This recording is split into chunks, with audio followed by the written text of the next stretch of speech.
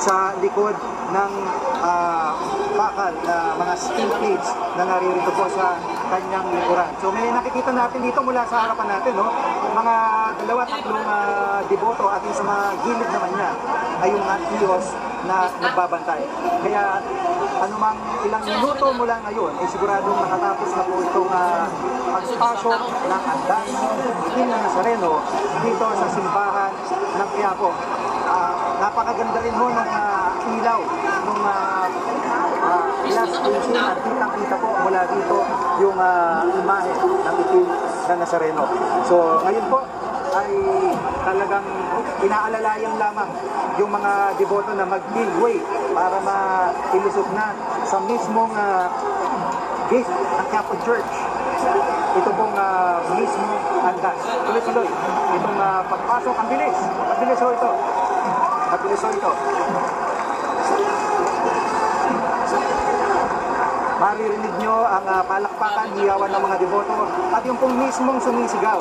Yung mismong sumisigaw sa mikropono, yun po ay ginagawa niya on purpose para ma-guide kung saan pipihit, kung saan direksyon dadalhin ng mga deboto yung mismong andas. Dahil nga po ito ay naitutulak pa kaliwa o pa kanan, pero para maisento at maitama sa mismong gate, kailangan merong public address system na gagamitin para ma-guide yung mga deboto diretso papasok ng Quiapo Church. At ito po, no, ito talaga yung nakikita natin dito parate, aatras, aabante dahil sa hila na ginagawa.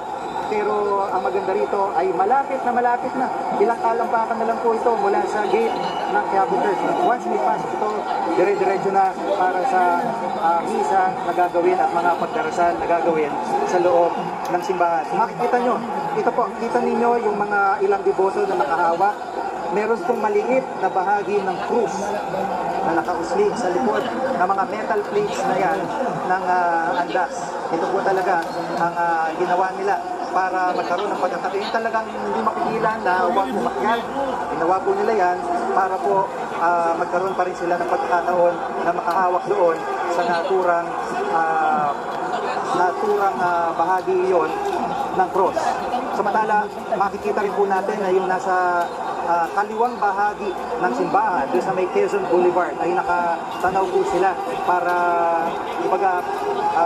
tingnan nila at obserbahan, magdasal habang ipinapasok ang andas sa loob ng simbahan. Malapit na ho ito. Nakikita nyo sa inyong mga screen. Ayan, ipinipihit pa kanan para masentro. Eksakto ho ang sukat na ginawa nila dyan. Kukunti po ang allowance. Kaya dapat talaga siya ay nakasentro para hindi masira alinman yung andas o kaya po ay yung mismong mga gate ng simbahan ng Quiapo.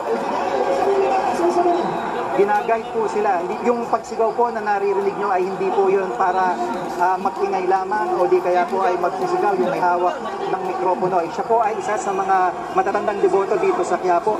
Guided po siya ng rektor ng Quiapo, nasa tabihan niya si Father Julius Con, at nagbibilang siya para ma-timing niya yung pagsentro, pagpasok ng andas patungo sa loob. Una muna sa gate at doon sa pintuan ng Quiapo Church. Yan, pinoporma ho nila yan, kaya po may nagsisisigaw dyan na yan. Ginagawa po nila yan para ma-sentro ng tama at hindi na magkaroon pa na birya. Wala nang maipit.